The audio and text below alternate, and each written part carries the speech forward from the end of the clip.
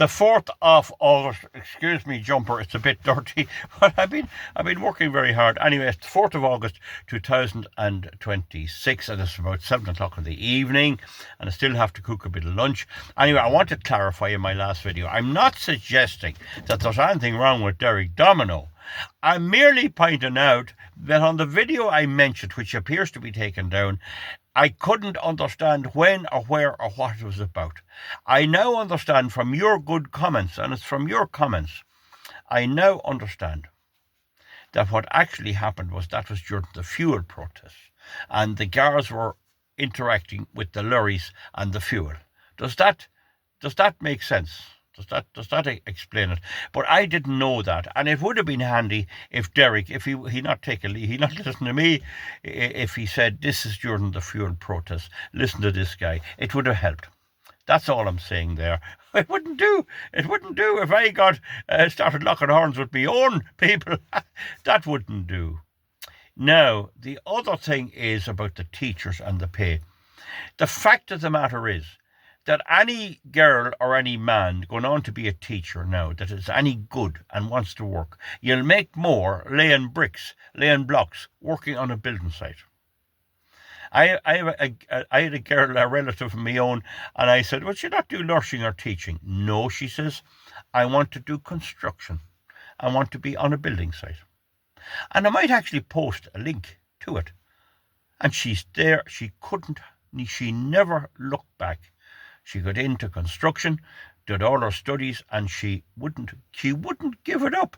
In the morning, she's at board meetings presenting her side of it and all of that, and she wouldn't go to teaching.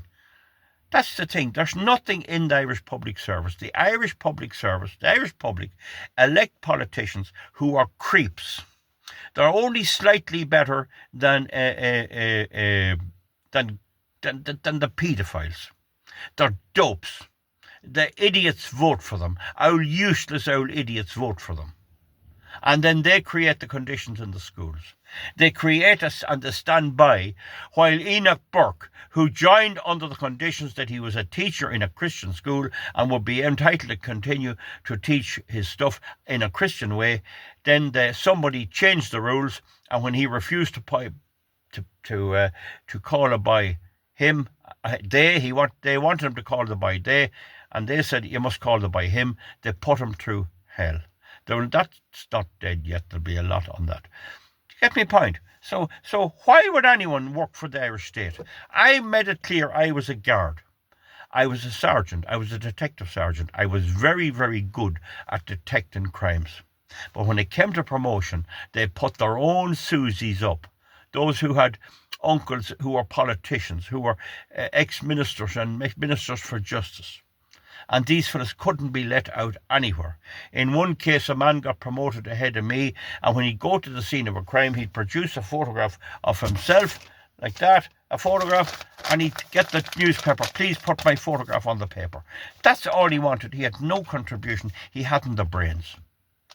I saw a chief superintendent coming to a big arms find one time, and there was Radio Nagail there, and they wanted someone that could speak a few words of Irish to explain it for the West of Ireland people, and he wouldn't give them an interview in Irish because he couldn't speak Irish, but he wouldn't let anybody else who could speak Irish explain what happened.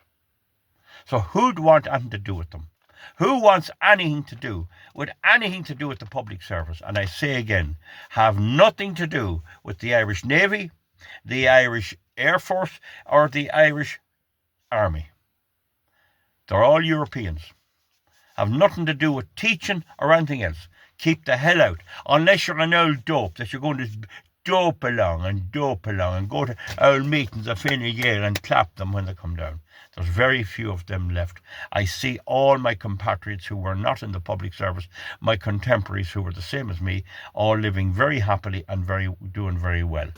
I had to work very hard to keep my farm when I was working in the guards. But why do you want the hassle of being a guard?